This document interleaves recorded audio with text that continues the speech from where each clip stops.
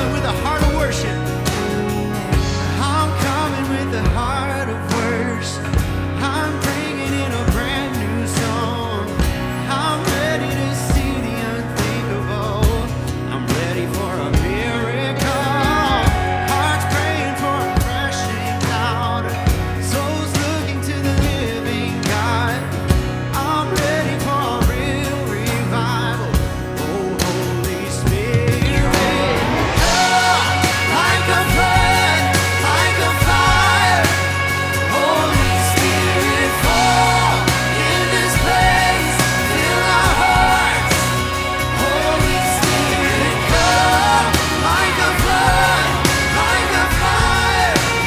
Holy Spirit, fall. Oh, Holy Spirit, come.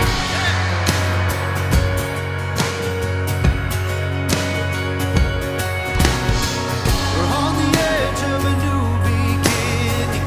God, we know you have so much more. We're looking for a new horizon. We're praying for your rain to pour. An overflowing of true redemption. An overflowing of your kingdom. We're ready for real revival. Holy Spirit, come like a flood, like a fire. Holy Spirit, fall in this place, fill our hearts. Holy Spirit, come like a flood, like a fire. Holy Spirit, come.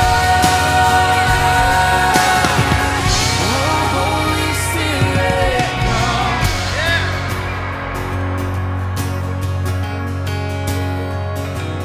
Come on, you sing. Oh, can you feel it? Heaven is reaching. Oh, can you hear it? Our God is speaking. Oh, can you see it? He's got your healing. Oh, just receive it. Receive the freedom. Come on. Can you feel it? Heaven is reaching. Oh, can you hear it? Our God is speaking.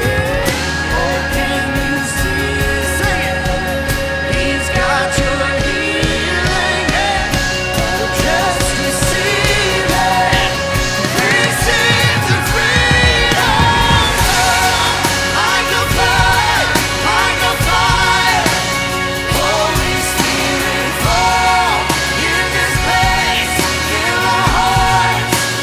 Holy Spirit, come like a flood, like a fire. Holy Spirit, come. Oh, Holy Spirit, come.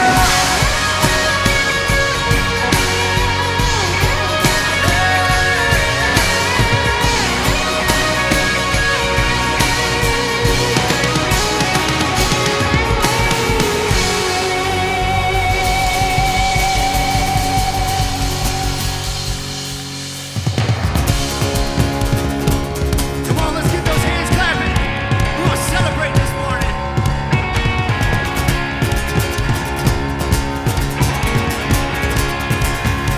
Sing wandering, wandering into the night, wanting a place to hide this weary soul.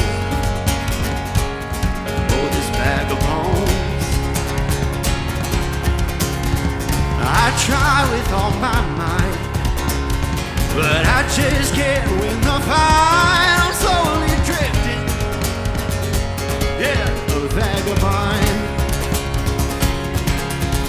Oh, and just when I ran out of road, I met a man I didn't know, and he told me that I was not alone. You picked me up, you turned me around, you placed my feet on solid ground.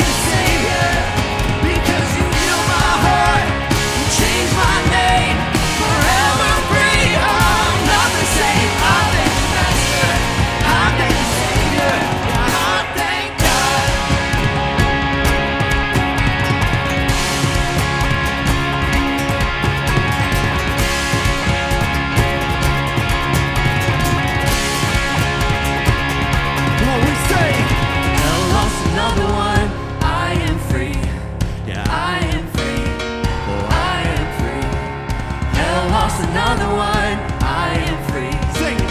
I am free. Yeah. I am free. Have lost another one. I am free.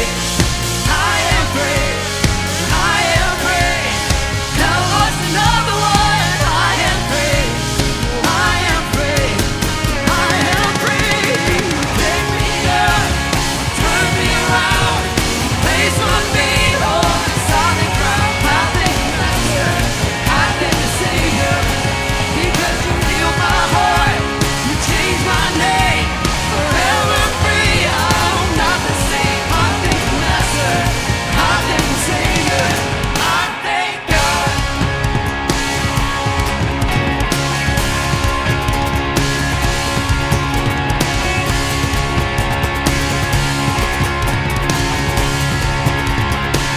Come on, let's sing this. Get up, get up, get up. Hey, get up out of that grave. Get up, get up, get up. Get up out of that grave. Get up, get up, get up. Get up out of that grave. Get up out of that grave. Get up out of that grave. Come on, hey, get up, get up, get up. Hey, get up out of that grave. Get up, get up, get up. Get up out of that grave. Get up, get up, get up. Get up out of that grave. Get up out of that grave. Get up out of that grave. Sing it. Get up, get up, get up. Hey, get up out of that grave. Get up, get up, get up. Get up out of that grave. Get up, get up, get up. Get up out of that grave. Get up out of that grave. You pick me up. You turn me around. You place my feet on solid ground. I thank the Master. I thank the Savior, because you healed my heart. You changed my name, forever free. I'm not the same. I thank the Master. I thank the Savior. I thank God.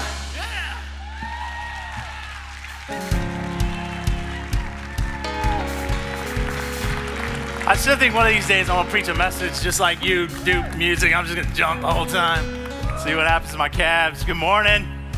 My name's Craig. I actually do work here. So save your jokes. I've got them all from the first service. I was gone. For those of you who don't know, you're like, I don't even know who you are. It's my first time here. So I'm campus pastor here at our Orion campus. Was away for a couple weeks visiting one of our partners in Africa. Had an amazing time, but deeply missed you, and I'm so glad to be back. Go ahead and have a seat. A couple things I want to tell you this morning as we get started. One of which is a campus-wide thing. So this is all Kensington. Then we're going to talk about something related to our campus. And then we're going to talk again about all Kensington. So glad y'all are here, including our online family. Again, if you're tuning in, trying to figure out where you're at, you are at Orion this morning, and we're thrilled to have you here today. So here is all campus-wide. We've got baptisms coming up. So let's throw up the slides. We've got all the details here. Baptism, for those of you that don't know, it is one of the most important first steps in your walk with Jesus. And here's the incredible thing about baptism. If you've been walking with him for 10 minutes or 10 years, it's an important step. It's one of those moments where Jesus, in his initiation into his public ministry, went through baptism himself and then brought everybody that would follow him into that moment of invitation. And the whole thing is a symbolic moment of what really is happening at such a deep level and a spiritual level. It is representative of what the Apostle Paul would say later on when he wrote, I no longer live, but it is Christ who lives in me. And that's really what the whole moment of baptism is. It's a moment of going down into the water to represent that my life is being buried in Christ. And then coming back up out of that water is that you were raised into the life that is God's life in you and through you, the living water in you and through you. So if that's not been a step you've taken, this is your chance. And we would love to have you do it with us as we all celebrate this together across campuses. Again, there's all your information, how to sign up and be a part of that. If you just have questions, maybe you're like, I'm not sure if I'm ready yet, but I want to ask questions. I'm here afterwards, would love to talk to you. Feel free to go out to our hub in the lobby. There's people there. They would love to talk to you and ask questions. Ask in the chat. They can direct you as well, let you know where to get some of your questions answered. But don't let any questions keep you from taking this step. All right, here's the next thing, and this is more campus specific, so come on up, Anderson family. As our opportunities at Orion continue to grow and God gives us more and more ways that we can be who he is to our community and our world around us, that gives us the opportunity to continue to grow and add to our staff.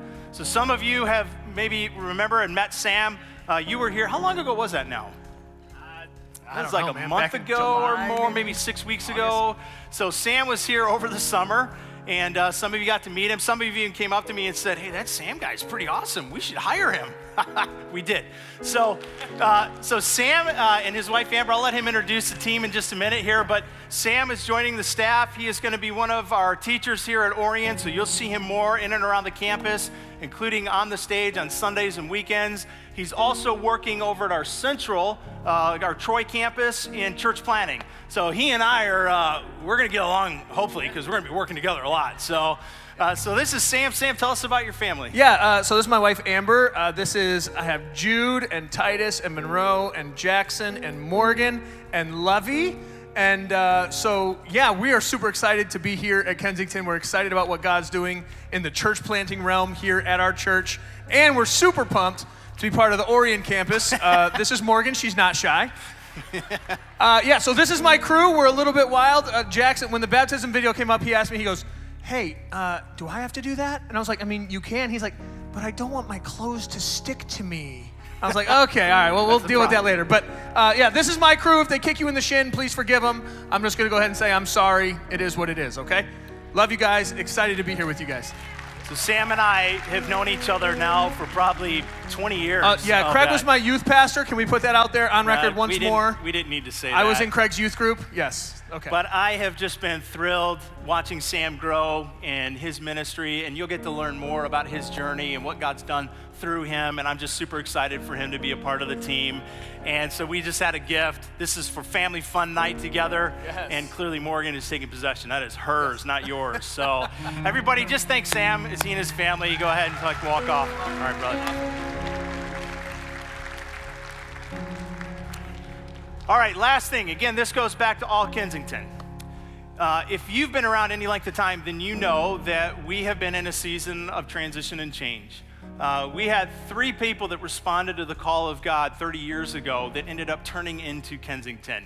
That was Dave Wilson, Mark Nelson, Steve Andrews. And you also know that probably over the last couple of years there has been a transition as they have all followed God into new journeys.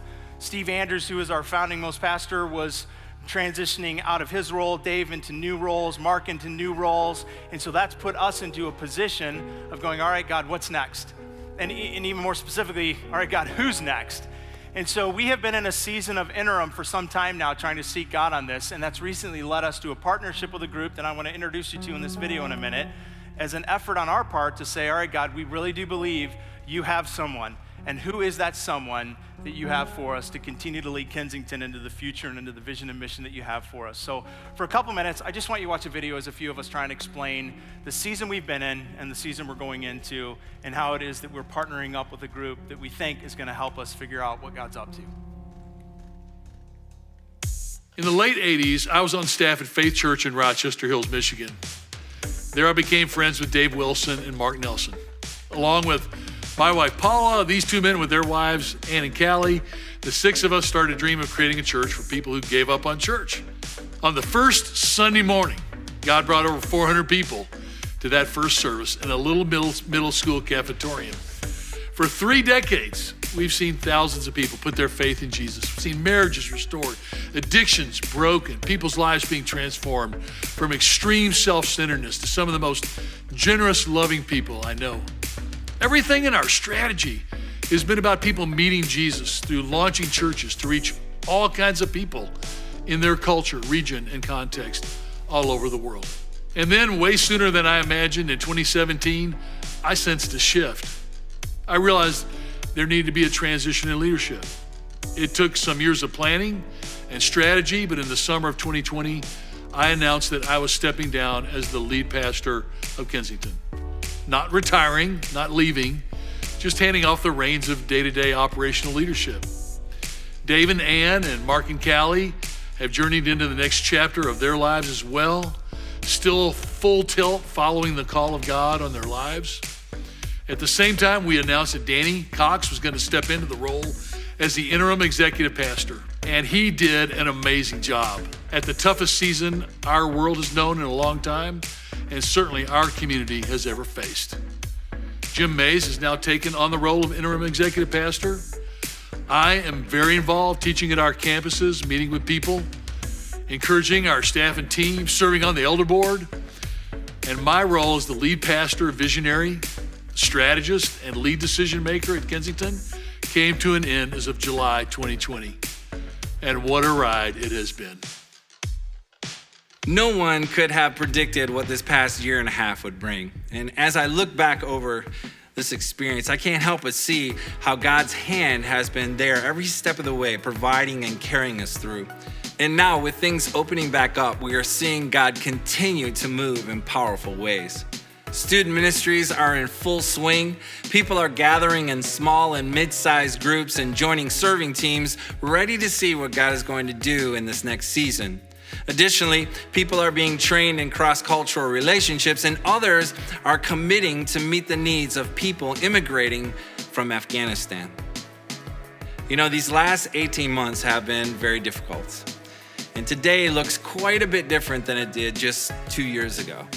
But we know that God is continually working, even when we can't see it, and we lean on Him, and we look to God for direction and guidance as we continue to move forward. You know, I really do believe that there is so much hope for the future, not only for this small C church called Kensington in our little area of the world, but also for the big C church that is around the entire globe. So back in 2006, there was a church planted by Kensington called Paradox. It was one of, frankly, several churches that Kensington has started, but this one was specifically unique and special to me because I was the lead pastor that was called to launch the church along with a team of 18 other people. And so now here I am 15 years later, and I'm working for the church that launched us back in 2006. And here's the incredible thing about church planting. Part of the process of church planting is to put a seed in the ground. And when the seed dies over time, something new and something beautiful begins to break through the ground. And I believe that's exactly where we as Kensington right now are at. And obviously nothing's died, but we are in a new era. And a new seed, I believe, very much is being planted in this church. And we couldn't be more excited to follow God into the great unknown in front of us. So as you may know, Kensington is in search of a new senior leader. And the elder board has been working tirelessly along with other leaders at Kensington on who this next person will be. And so recently, the elders decided to partner with an organization called Vanderbloemen to help us with the nationwide search. Vanderbloemen is a search firm with a solid track record in senior leadership placement for large churches. And so we're very grateful for this opportunity to partner with them. In our search, our goal is to find a leader that will embody our mission to see everyone transformed and mobilized by Jesus. And so our goal is always, and has always been and will always be Luke 15, leaving the 99 for the one who is far from Christ, and lead them to learn about who Jesus is, his love for them, and then to be transformed and mobilized to go into all the world and share his message with everyone else. So to help keep you informed, there's a few things that we've done in this process. You can go, first of all, to kensingtonchurch.org/succession. Here you're gonna get updates regarding the process, frequently asked questions, timelines, videos that are gonna provide more details, and a slew of other information. Once a candidate comes forward, then we're gonna present them to you, the congregation, and we're gonna ask for a congregational vote. And the reason is that your input is incredibly valuable to us. We are gonna do this together. And please, along the way, be in prayer for our leadership and partnership with Vanderbloemen, as we know that this is a huge decision for the future of Kensington. We don't know who the person is, but this is what I'm confident of. I am confident that God has already planted a seed in this person's heart, in their soul, and in their mind, in preparation for something beautiful in the days ahead. And I'm confident of this. Jesus Christ is our senior-most pastor. He is leading us. And if we follow him, he will take us to an incredible future.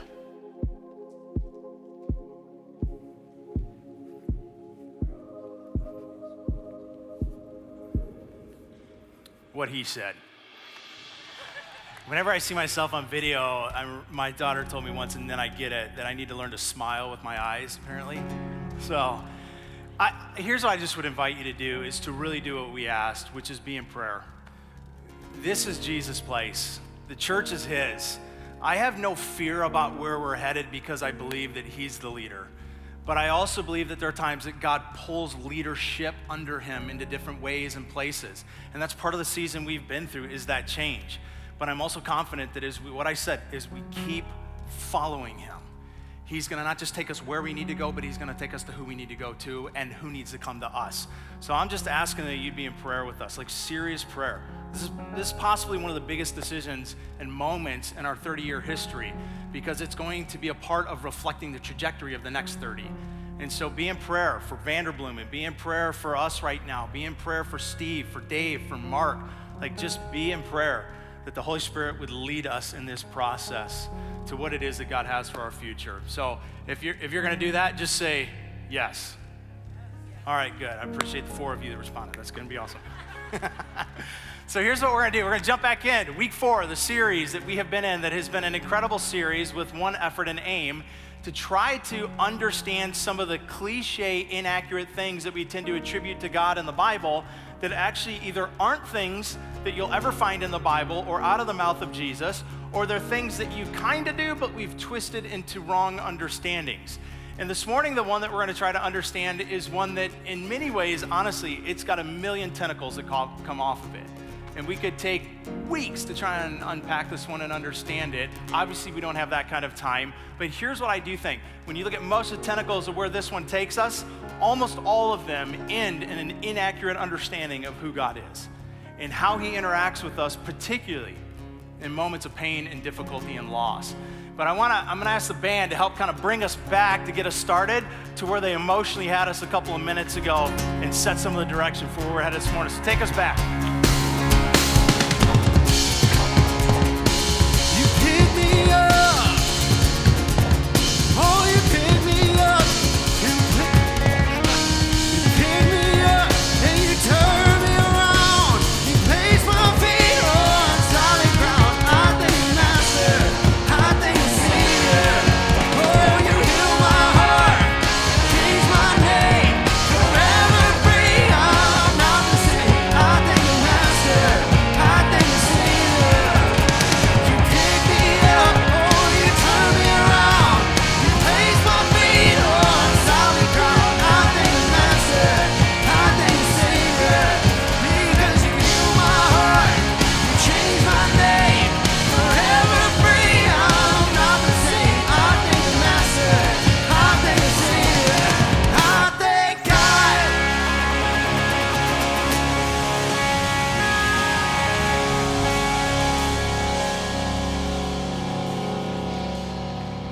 That's what we call a music teaser. It's done already. So here's the thing, and here's why I wanted them to take us kind of back to that moment, because there's a truth and a tension in that song. I think the truth is in all of the lyrics of what God has done for us, which rightly should beckon thanks and gratitude and praise. Here's the tension. Not all of us feel that. Like some of you, I could even see it. Some of you are like ready to get back up. You're like, I don't know, am I getting back up to sing again? Or am I getting up to dance? And there was an energy even the first time. And some of you, like you're there. Like you're ready to start clapping and go. And some of you aren't. So what do you do when the reality is you're not feeling very thankful? When you're not sitting here going, I thank God. What about when you're in a place in life where it feels more like I'm tempted to curse God because I don't feel thankful?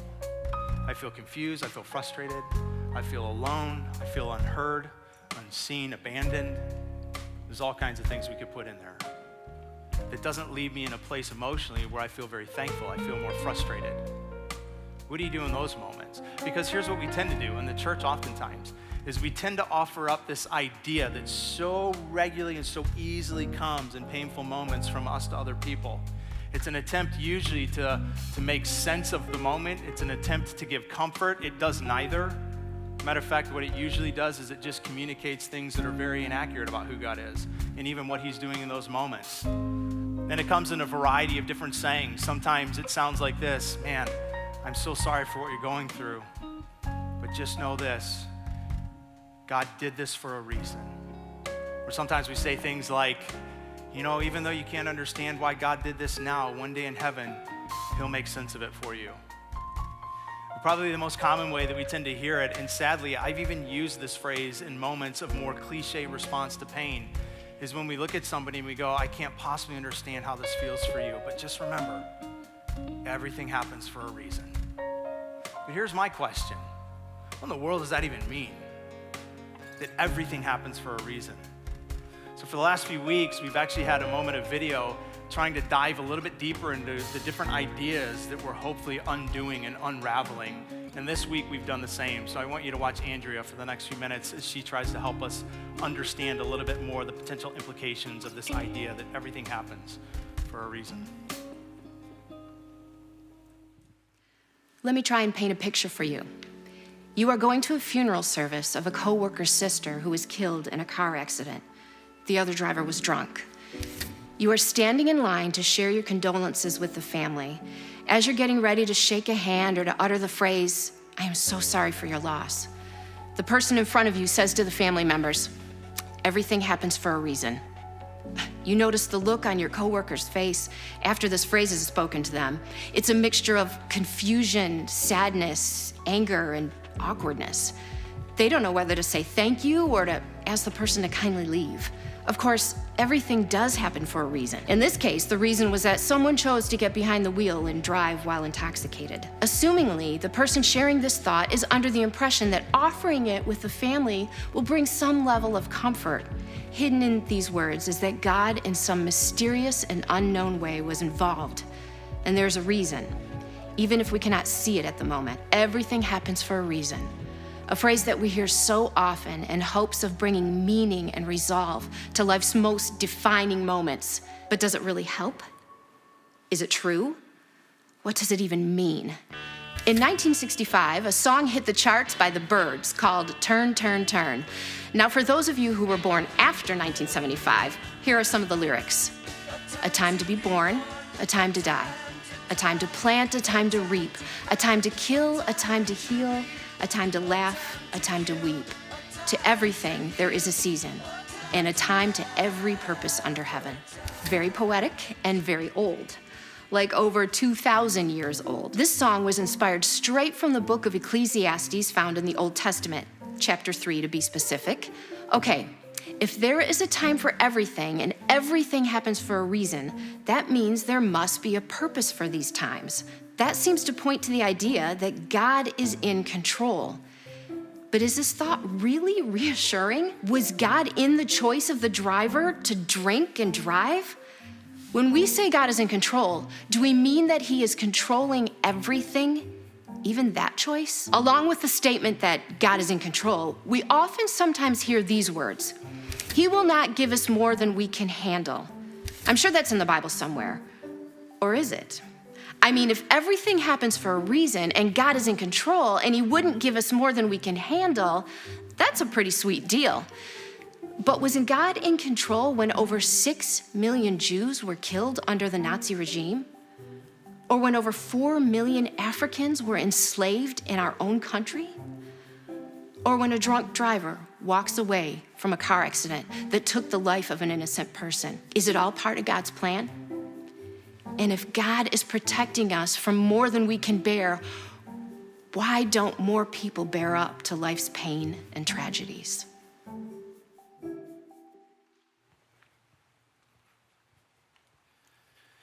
Some of you might be aware that in the last couple of weeks, there was an accident at Stony Creek High School with a 16-year-old boy who was leaving school and struck a senior girl who was also leaving school, crossing a crosswalk. And she passed away about a week later. And I think of a story like that, and I think of the people that would be inclined to say something like you heard in that video to either of those families. What do you say to those families? What do you say to the family whose daughter is being laid to rest? Everything happens for a reason.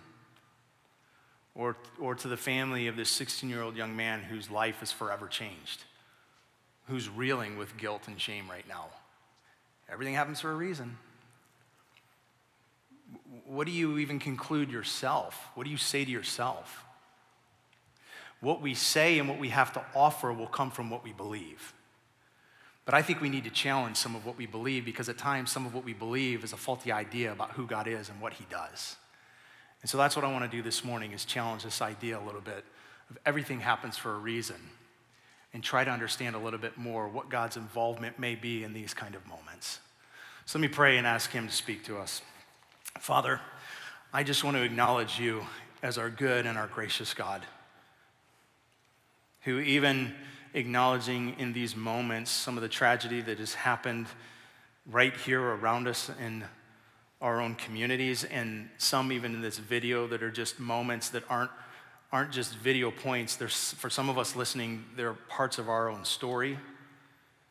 And yet acknowledge that I believe you are in your deep, deep mystery. You are somehow still loving, good, and in control. And yet, God, these things happen, and so help us to understand what all of that means. I pray that you would give a depth of understanding to us that no person can communicate, that I am incapable of doing in and of myself from this stage. I pray that as we open this book and read from it, that you would do what you have promised us. The Holy Spirit, who is our counselor, can do. Counsel us, make sense of these words. I pray that you would peel back the layers that need us to see beneath them, so that we can understand what we can't with just our own eyes and mind. I pray, God, that you would help us to be men and women that grow to more deeply understand and appreciate the complexity and the mystery that is you. That our trust would increase even in the moments that make no sense to us. Thank you that you're present with us. Thank you that you really are our senior most pastor. So would you, I pray, Jesus, pastor us this morning. Speak to us this morning. Lead us this morning, comfort us this morning, challenge us this morning. In the name of Christ, amen. So one of the things I want to do before we do go any further is, this is an important part of us as a community, is always to just, part of celebrating Jesus is to always offer back to him. And I was thinking, in light of receiving our offering this morning, I think it's a perfect thing to point out that part of what these moments turn into, in a very real way, are helping people like we talked about in these videos. Many of you have been a recipient of that. It's being able to take the love of Jesus and put it into the lives of people in very broken moments. These are the moments that enable us to have so many of the resources and the ministries around Kensington that allow us to step into some very painful moments and present the hope of Jesus, the compassion of Jesus. So I just want to always say thank you for that, and I always want to make sure that we attach this moment to the mission of what God's called us to and our willingness to say, I'm a part of it. So if you're not, we'd love to have you be. We'd love to invite you into it. Several ways that you can do that. They'll all be on the screen. There's also giving buckets in the back that you can drop off in as well. So just thank you. Thank you for your generosity and for all the ways that we're able to serve people because of your giving and your compassion. So there was a number of years ago now when 9/11 happened, a speaker named Tim Keller, pastor, author, probably a lot of you have heard of him. He was asked to speak at a memorial post 9/11. And he tells a story that he's sitting there among a group of other speakers, and just before he's supposed to go up, I mean, this is at a point where everything is so very raw and fresh, and he's about to go up after a number of other people, and somebody leans over to him and whispers into his ear, "You have 7 minutes." It's like, oh, 7 whole minutes. And I'm gonna be honest, I feel a little bit of that today, the pressure that this is a big question. Like, where is God in these moments? Did he do it? Did he allow it? Does he not care about it? Is he not powerful enough to change things? This is a big question. And I'll be honest with you, this is one that even approaching this Sunday, I would tell you, I always pray a lot during the week, like, God, I'm about to represent you. Please don't let me do it right and well. But this is one I think I've probably done a little bit more of that this last week, because this is a big deal and it's a big subject. And it's one that I think in many ways we can so easily get wrong in so many different directions. So I would even ask in the next couple minutes as we try to get into this a little bit deeper, like, just pray. If you have a relationship with Jesus, like, spend some time even saying, all right, God, help this knucklehead on the stage to say things that are true to the nature of your son and to this book, and help us all hear it and hear it appropriately from you. But this is a big deal that even if here's what I know, Even if we spend a year trying to unpack just this one, like I said today, hey, for the next year, this is all we're doing on Sunday morning, there is no answer that fully and emotionally satisfies pain. I just know that. And so here's what we do. So often in the church world, because of that, we attempt to answer what can't be answered. And we attempt to create comfort where we're not supposed to create comfort, we're supposed to create presence and be with people. And so usually what we end up doing is just offering cliche, non-helpful answers that at best are not helpful, at worst they're actually inaccurate about who God is. One of the first times I did this was actually with my son, that I remember at least. I'm sure I've done it other times, but in our home, one of the first times, Tobin was 5 years old, around 5 I think, and our dog was sick and was needing to be put down, and he was like, that dog was, before we had kids, like he was our kid for Nicole and I. And so Tobin just loved this dog. You should see the way he treated him. He'd ride him like a horse. He'd beat him with his plastic hammer. That dog would just lay there and be like, I love the boy. He just took it all. It was ridiculous. So when we had to put him down, like Tobin, like trying to wrestle through that as a young kid and understand that and the emotion for him.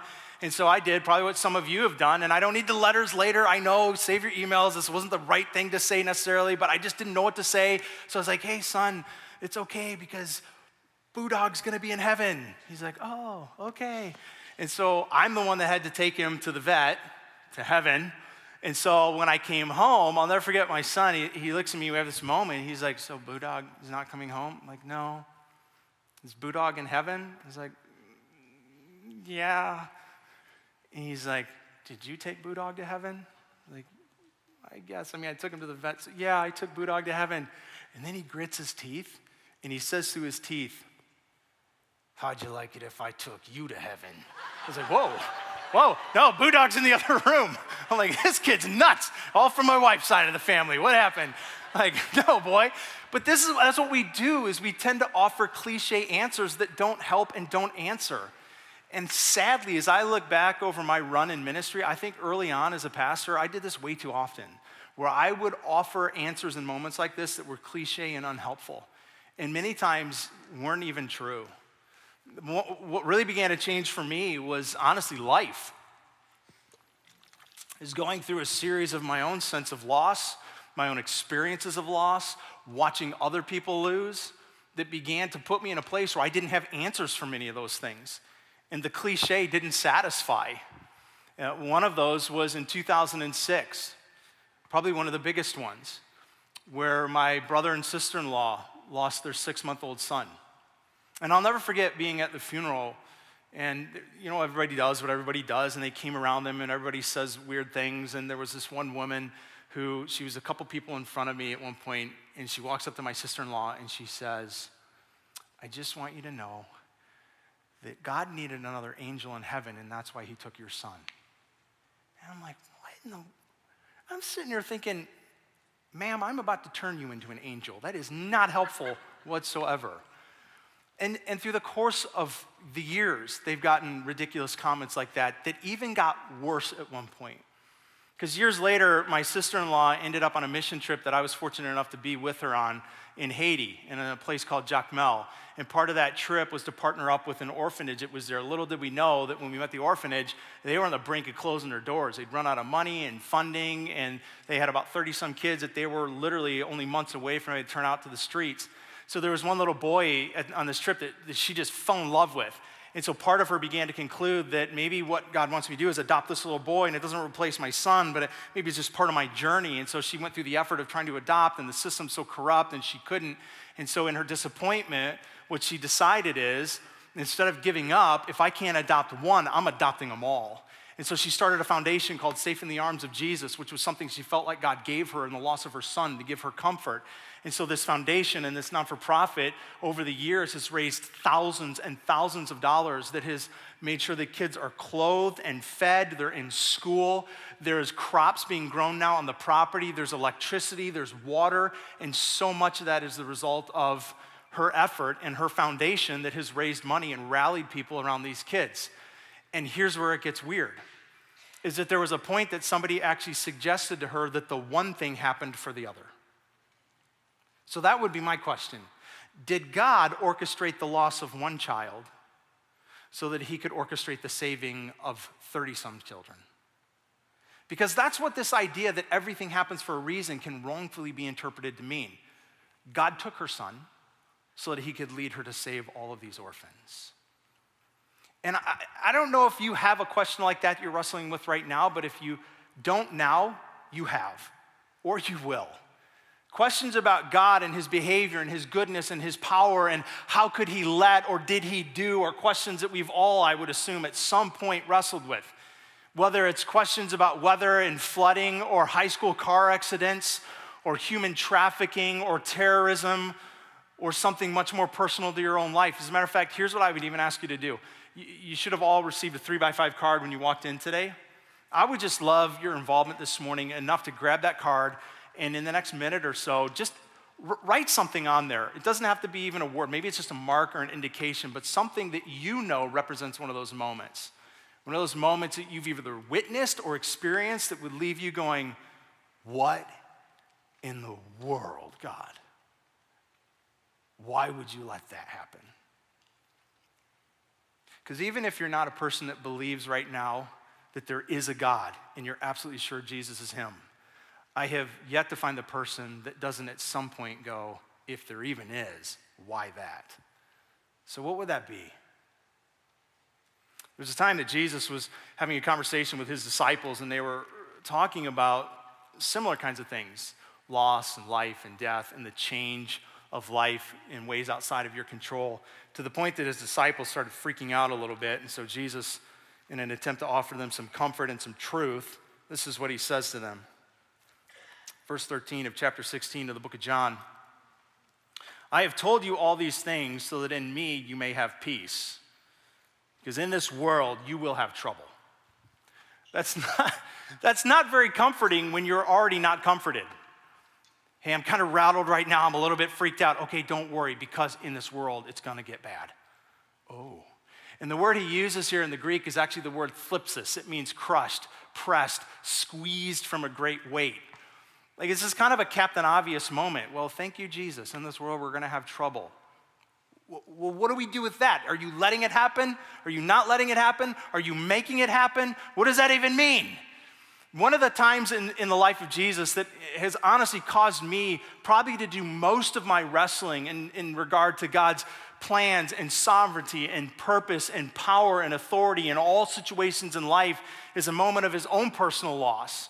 It's a loss with one of his family members named John. And if you don't know the story of John, just very quickly, John is a big deal to Jesus. They're not just family. John was actually the one picked by God to be the forerunner of Jesus. So pre-Jesus kind of saying, hey, here's who I am, starting into his public ministry, John the Baptist was the one that went ahead of him, kind of like an agent, letting everybody know that God's answers and God's solution to all the problems of creation is at hand. His message was, the kingdom of God is near. And so John becomes an incredibly important part of not just Jesus' life, but Jesus' ministry. But even if you back all the way up to the beginning, there's a story once of Jesus' mother, Mary, while she's pregnant, visiting Elizabeth, John's mother, while she's pregnant. And John, even in his mother's womb, recognizes Jesus in his mother's womb and starts doing backflips. Like, there's even in the womb, there was some understanding with John and Jesus of one another that had a visceral physical reaction inside of Elizabeth's womb. Like, John is a big deal to Jesus. It was John who baptized Jesus at the start of his public ministry. When Jesus finally was ready to say, this is who I am, this is why I am, John was the one who put him under the water and lifted him up. It was John standing directly beside him to hear the voice out of heaven say, this is my son, in whom I am well pleased. Like, I'm trying to make sure we understand, John is not just an anybody to Jesus. John deeply, deeply matters to Jesus, as does Jesus to John. Like, these two have a relationship of affection for one another and importance with one another. So after John and Jesus kind of have this moment of the baptism, John's message is not anymore just the kingdom of heaven is near, it's the kingdom of heaven is here, which kind of becomes a threatening message to the governments of the day. When you say to one ruler, hey, the new ruler is here, that becomes a threat. So John very quickly becomes public enemy number one, finds himself tossed into prison with the very real threat of his head being lopped off of his shoulders. And this is a place where many of us have been at times in our own walk with God. If you've been doing that any length of time, you found yourself in a moment where there are things happening in your life that don't make sense if God is good, if he is for you, if he's in control. And this is that moment for John. Like, wait a minute, I thought we were, and I've been doing for you, and here I. And so there's a moment where John sends question to Jesus trying to understand what in the world is happening. So Matthew chapter 11 is where we're going to read it. Matthew 11 chapter 1 says this: after Jesus had finished instructing his 12 disciples, he went on from there to teach and to preach in the towns of Galilee. When John, who was in prison, heard about the deeds of the Messiah, he sent his disciples to ask him, "Are you the one who is to come, or should I expect someone else?" So here's the dilemma. John's in jail, and there's a good chance that it's going to end in his death. And Jesus is out there. It says very clearly that as he heard about all these things that were happening, so he's sitting there in jail, things aren't looking good for him, but it looks like Jesus is making things good for other people. And so he's got some questions and quandary. Like, hey, I don't know if you've noticed, Jesus, but things aren't going really good for me right now. And the outcome doesn't look very good. And it would appear as if you're unconcerned. So I'm just curious if there's like a plan. More specifically, here's my question, Jesus. Did I mess up with you? Like, are you who I thought you were? Or is there another one to come? I think it's a natural question, and many of you have been there. I've been there. Looking at the circumstances of my life, Jesus, did I get you wrong? Are you really who I thought you were? Because John's expectation is that Jesus would come through for him, and in the moment, it doesn't look like he is, and so John's in this quandary. Are you really God? Are you the Messiah that was to come?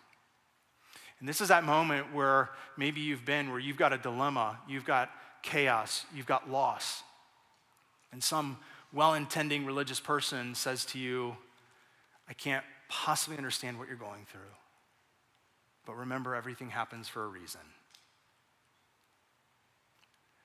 There's two different ideologies that enter into these moments, one of which is what we talked about last week, and if you weren't here, I'd really encourage you to go back and listen to it. I thought Andrew Kim did a great job with the subject. And the ideology is if you have enough faith, then everything in life will be blessed and beautiful. And so maybe John's problem is he just doesn't have enough faith. Like the pastor that told my blind dad years ago that the reason he was blind is because he didn't have enough faith to have his vision restored. That's one ideology.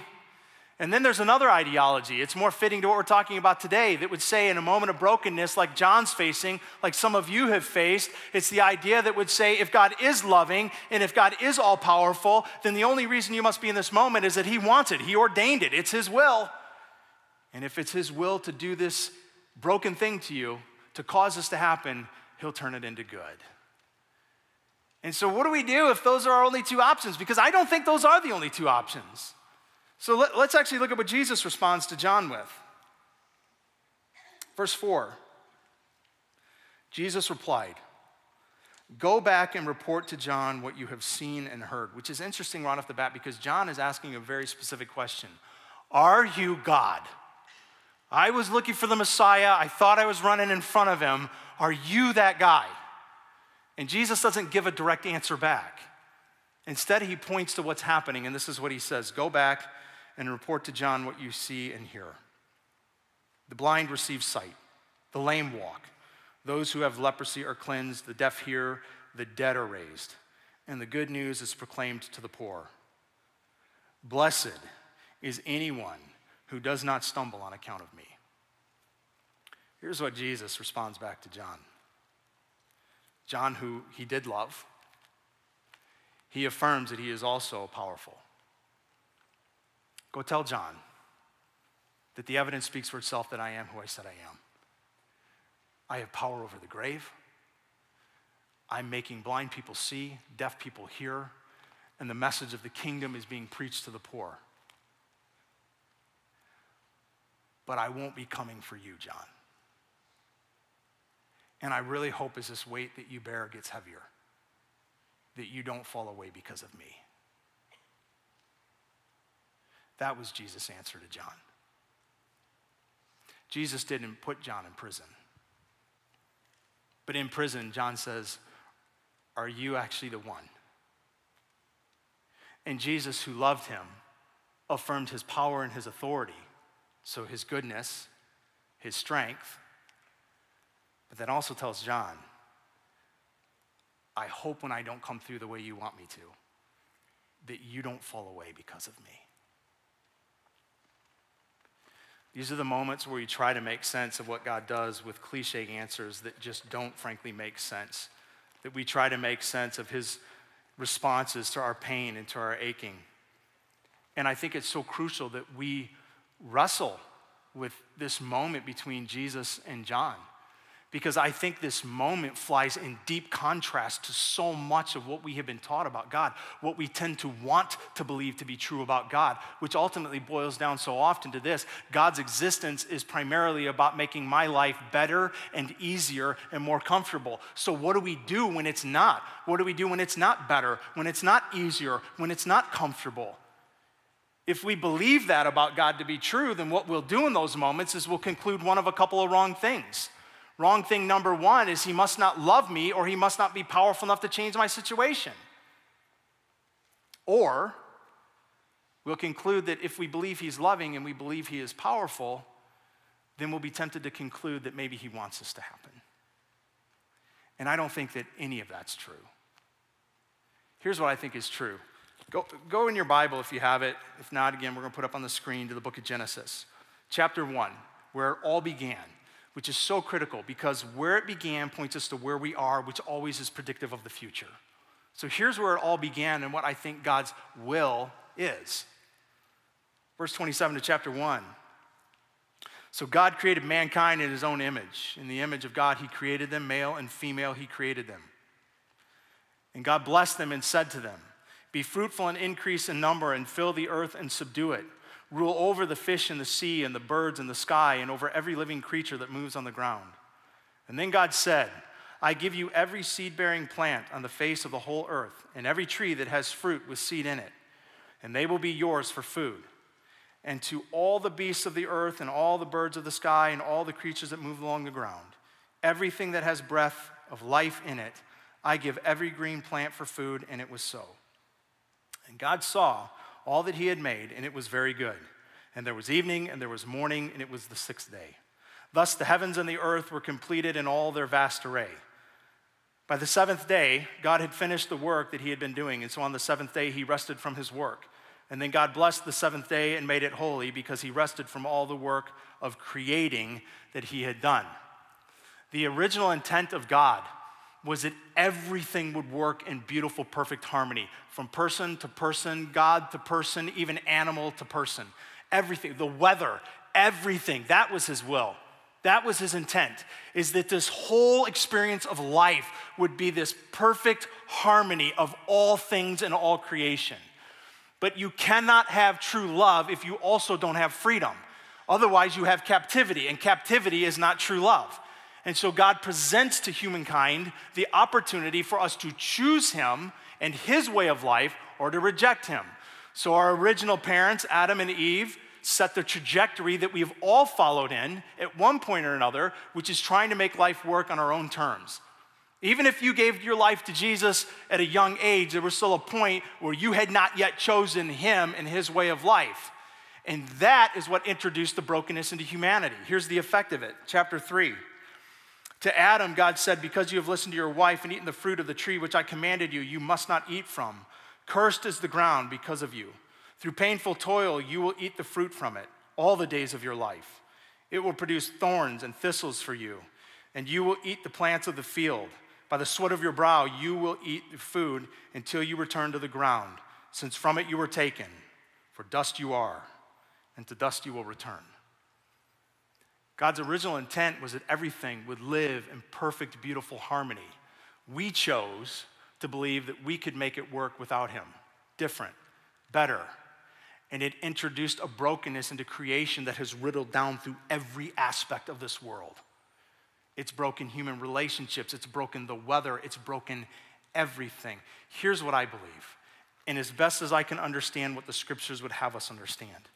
Everything in life does not happen for one reason. But everything in life happens for one of two reasons. It is either the intended design of the Creator, or it is the havoc of sin upon creation. Everything happens from one of those two. I was having a conversation with a friend of mine recently, and he challenged me with that, and he said, okay, so let's suppose I'm making a peanut butter and jelly sandwich, and I drop it, and it goes everywhere, and it makes a disaster. Oops, I lost my lunch, and now I gotta clean up a mess. Silly example, but was that sin, or was that the design of creation? And so I'm like, oh, that's a good question. I think it was at least one, and it might be both. He's like, how's it one? I said, well, the intended design of creation. God made gravity. And I think when you dropped it, it fell, responding to the intended design of creation. Gravity pulled it down. I also think you see in Genesis that God said, subdue the earth. Take rulership over the earth. Part of that is our ability to then take natural resources and turn them into something else, like peanuts into peanut butter, wheat into bread. I don't know what we get jelly from, but whatever that stuff is, into jelly. Like that's part of the ability of subduing the earth, is we can take natural resources and we can transform them. Now, I don't know if after sin we became clumsy. Like, would we have dropped stuff in the garden? I don't know. Maybe we didn't have slippery hands then, but maybe we did. I don't really know, but I do know this. It's at least the cause of the Creator's intent on design of creation. And maybe it's even partly the effect of sin that we're clumsy. But I do think we can point to plenty of examples that is the effect of sin wreaking havoc on creation. So no, I don't think everything happens for just one reason. But I think everything can be understood in light of one of two reasons, either the intent of the Creator in his design or the effect of sin on that design and on creation. And here's why I think that matters. Because I think in a moment of tragedy and in a moment of chaos, in a moment of John being in prison, what it allows us to conclude is that while God didn't do it, he will not waste that moment. Philip Yancey, who's an author, once wrote this book, Disappointed with God, and this is what he says. God is in control, but he's not controlling. In other words, if life and existence is a chessboard, the scriptures tell us that all of creation fit in the breadth of his hand. So he holds it, but he's not manipulating and moving every piece on the board. He's not positioning everything so to say to my sister-in-law, I did that with your son so I could do this. I think the truth is that in the nature of God that is in control but not controlling, that's why we can say he doesn't do everything, but he will not waste painful, broken moments. I think that's part of what Paul was saying, and this is where we get this ideology from that we twist so often in Romans chapter 8. So if you've got your Bibles, again, flip over to the opposite end on the screen. Romans 8:28 says this, and we know that in all things God works for the good of those who love him and who have been called according to his purpose. This is one of the places that sometimes we get the idea that God makes everything happen. Because it says here that, and we know for in all things that he works the other for good. Oh, see, so he must have done it. But I think there's a really important distinction to make here that does not say God does all things, but he works in all things. And I think that's a critical distinction for us to understand. As a matter of fact, not just that he works in all things, but it says he works in all things according to his purposes for good for those who love him and are called to him. So again, God doesn't do everything, but he will not waste these broken moments. But they still happen. And that's why it's critical that we understand the putrid effect of sin upon creation, the importance of salvation, and the beauty of the hope of eternity. Because sometimes, here's what we do. When we have these broken moments, what we want to offer to other people or what we want to believe to be true about ourselves is that the best God can do for us is in the here and now. But Jesus' hope for us is so much deeper and so much richer than just here and now. His hope for us is here and yet to come. It's interesting because in the same chapter in Romans 8, before Paul gets to he works everything together, this is what he says about the reality of existence and the pain of life. He says, verse 18, I consider that our present sufferings are not worth comparing with the glory that will be revealed in us. For the creation waits in eager expectation for the children of God to be revealed. For the creation was subjected to frustration, not by its own choice, but by the will of the one who subjected it, in hope that the creation itself will be liberated from its bondage to decay and brought into the freedom and the glory of the children of God. Here's what Paul's saying. All of creation right now is literally aching and groaning with the reality of sin's effect upon it. But it's also eagerly anticipating the day that God changes the order. And not just for creation, for you and I. What Paul is saying is that right now may not be everything we want it to be, but right now is not all that there is. And there will come a moment where God stands from his throne, puts his foot back down and says, enough is enough. A new order will dawn, and the eager anticipation you have waited for, I will bring to reality. That is a promise of God to yet come. But here's the dilemma for us. What do we do in the moment of eager anticipation? Because in the moments of eager anticipation are the moments where life punches us in the face. They're the moments where a 16-year-old student accidentally runs over another student. What do we do in those moments? I think what we do is we cling to appropriate truth, and we believe that we can fall into the compassionate, strengthful arms of Jesus.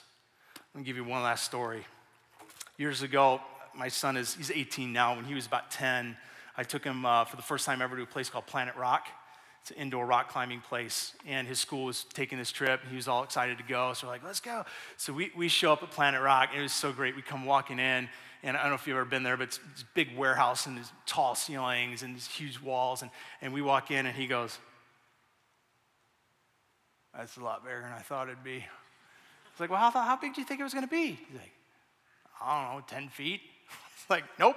And he goes, I never told you this, Dad, but I'm afraid of heights. I'm like, how do you know you're afraid of heights? He goes, because I'm afraid of them. I'm like, okay, I can't argue with that. So he just goes and sits down. Like at one point, like all of his buddies are climbing, and he just sat down, and I sat next to him, and he's just watching everybody. I'm like, you want to climb? Nope. Okay. So at one point, he decides, all right, I think I'm going to climb. So he goes, hey, Dad, will you blame me? So there was one section that we were allowed to climb as newbies, and I picked like the smallest one. I'm like, yeah, let's go do that one. He's like, no, let's do that one. I'm like, that's the biggest one in the group we can climb. He's like, I think I can do it. So he's like, so come belay me. So he gets on belay, and he starts climbing the wall, and I'm hiking him up a little bit to help him. And of course, it just had to happen that for him, who's already super nervous as he's kind of getting himself slowly up, he grabs this one hold that spins out on him. He didn't fall, he still holds on, but he grabs this one hold and spins and slips. He's like, oh, I'm like, you're good, stay. So he keeps going, and he gets all the way up to the top, and then he freezes up at the top. So I'm down there, like, okay, because he's already been taught, you got to lean back and let go, and then you get lowered down. I'm waiting, I'm waiting. Like, you gotta let go. He's like, nope. Like, you can't stay up there forever. He's like, yep, I can. Like, come on, buddy. And so at one point I can see him up there, like his muscles are fatiguing. They're doing this thing here, like they're shaking. Because here's the thing, even when you cling to what's firm and unchanging, there's points where it gets exhausting. Some of you have been clinging to firm truth, real truth, about who Jesus is. In the midst of loss or tragedy, you've clung to a truth that just gets shaky after a while. Sometimes it's hard even to hold on to what's true. So he's shaking, and I'm shouting up to him. I'm like, dude, you got to let go. He's like, nope. Like, you got to come down. So I swear there were other kids that went up and down already, and he's still up there stuck at the top. So here he is at one point, and I just tell him, like, Tobin, look at me. So he looks back at me. I'm like, dude, you got to let go. I'm like, you got to let go. He's looking down, he's like, he goes, Dad, if I let go, am I going to fall? I look up and I'm like, hey, dude, if you let go, I absolutely promise you, you will fall. But then I said, but I'm going to catch you long before you hit the ground. So I go, look in my eyes. He's looking at the wall. I'm like, look in my eyes. You're going to let go. And eventually he did. And fell back into that harness. And I was able to lower him down. He gets to the bottom, like I'm running over. I'm like, high five, you did it. Wasn't that awesome? He goes, not so much. And he just walked off. And then after that, he's up and down for the rest of the day. And I know it's a silly story, but I think on the top of that wall, my son was having an honest dilemma. There was an internal storm. It was a moment of jail for him. And the dilemma involved a couple of questions, whether he could have vocalized them or not. Those questions being, does my dad really love me? Or does he care if I hit the ground? And the other is, this was his biggest, if I let go, is he gonna catch me? Does he have the strength to hold me? I wish I could answer all of the mystery of what God does. And then I think, really? Because I know for me, the depth of my relationship with Jesus hasn't been born out of the answers, it's been born out of the closeness. The fact that he has walked with me in things that I haven't understood, but he's been with me. You and I have to learn how to cling to firmer truth, true truth. Not truth we want to be true, not truth that we read on a podcast or heard on a podcast, but true truth. Not truth that's more convenient or easier to understand, but true truth. You know, sometimes when we think God's shaky, the reality is God's not shaky. We grabbed a piece of truth that wasn't firm, like that hole that slipped under Tobin. We grabbed a piece of truth that wasn't true. That's what was shaky. But even when we cling to what's true, there are times that it gets exhausting, and you need to know, we need to know that when we even fall from what's true, the arms of Jesus will catch us. Like David once said, even when I walk through the valley of the shadow of death, he will be with me. That's what we need to be assured of. Nobody can answer all the whys, but we do know this. He meets us in the pain of them. Back to John 16. When Jesus said, you're going to have trouble in this world, this is what he ended with. You can take heart because I've overcome the world. I've overcome the world. This is what I'd love you to do. That 3x5 card, we're going to do a song right now. At some point in that song, I want you to be able to take that card, and if you wrote something on the one side, flip it over, and I want you to write overcame on the back side. To be reminded at different points in the next couple of weeks, as you look at that card, whatever that is, he overcame it. And just so we don't have a small understanding of this idea and this word overcome, I looked this up recently in Webster. I wanted to see what other words mean overcome. So Webster, it's interesting, gives one antonym to overcome, lose. That's it, no big surprise. There's a slew of them.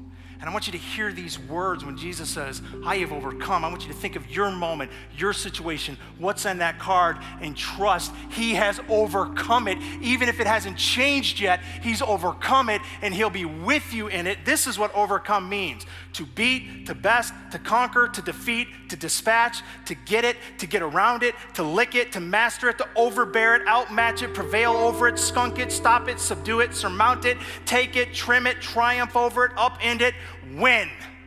That's what it means. This is what God is saying to whatever it is that is your moment of jail that you're experiencing or you're seeing. His promise is this, maybe not now, but yes, one day, because on the cross and through the tomb, I beat it, bested it, conquered it, defeated it, dispatched it. I got around it, I mastered it, I overbared it, I outmatched it, prevailed over it, skunked it, stopped it, subdued it, surmounted it, I triumphed, I upended, I won. That's the hope of Jesus. That's the truth of Jesus, even when it hurts.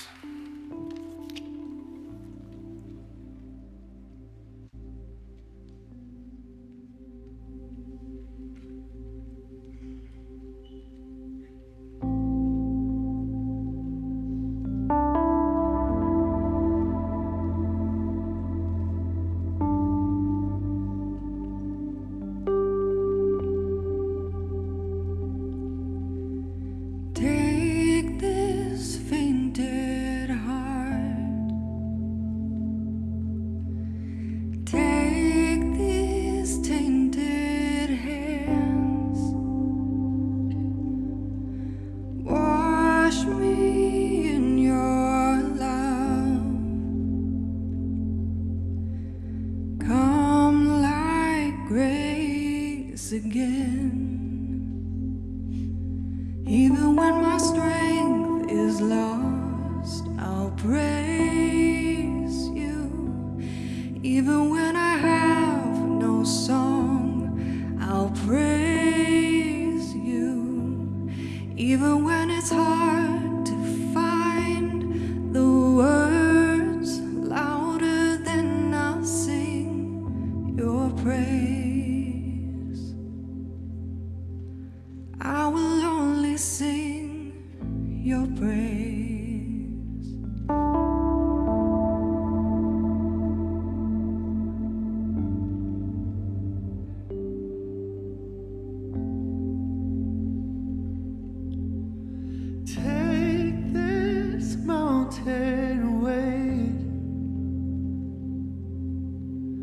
Take these ocean tears, hold me through the trial.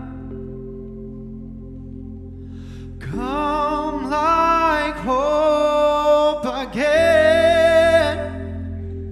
Even when the fight seems lost, I'll praise you. Even when it hurts like hell, I'll praise you. Even when it makes no sense to sing louder than I'll sing your praise. I will only sing your praise. I will only sing your praise. I will only sing your praise.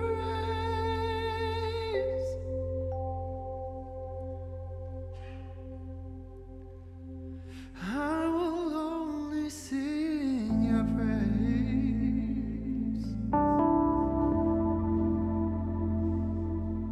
Your praise.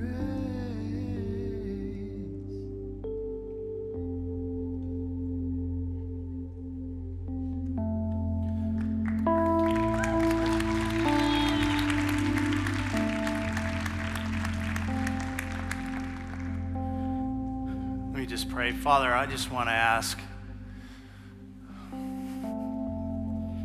you, who are the King of all things, enter into the spaces and places right now for each of us where we need you to.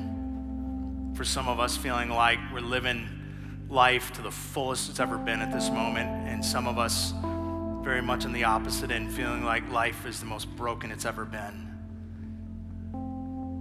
What an incredible thing that you can enter into all of those different spaces for all of us, meeting us in the places we need you to meet us. So I pray that you do that. And not just here, not just today, not just in our living rooms or in this room or listening in our cars or wherever we're at, God, but that you would do that in the days to come. Continue to meet us in this place. And help us to be men and women that tangle up with your scriptures, to understand the depth, the mystery, the complexity of them in a way that honors you, in a way that doesn't box you in, make you smaller, or even, God, make you something that we fully understand and comprehend, but makes you the majesty that you are, that we would trust you even when we don't understand you. Because I do believe that you are the Father that says, even when you fall, I will catch you before you hit the ground. May we stand firm on your truth, and may we fall fast into your arms, Jesus. In your name I pray, amen. Hey, here's what I'd love to do this morning. Again, I think some of you, like I even just prayed, some of you are like, I'm living my best life right now. And I'm thrilled for that. And some of us are not in that place. And so I want to honor that for those of us that are in a place right now where maybe today it was a deeper place of ache that God's trying to enter into. And how I want to honor that is two things. I want to let you, in a minute as you walk out, I hope you'll take advantage of our prayer team.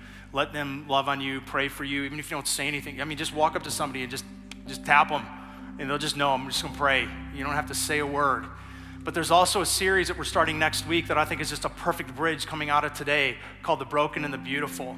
Because the last thing I want to do is walk out of a morning and go, well, what do we do at a place of brokenness? What do I do with that place? What does God do with that place? So part of honoring just kind of where we might all be in this room right now, I'm going to say goodbye at this point, and thankful that you were here this morning, and we're just going to show a clip and a teaser of the weeks to come, and hope with anticipation that it will not just be an incredible series, but a formative one as we understand what God does with our brokenness.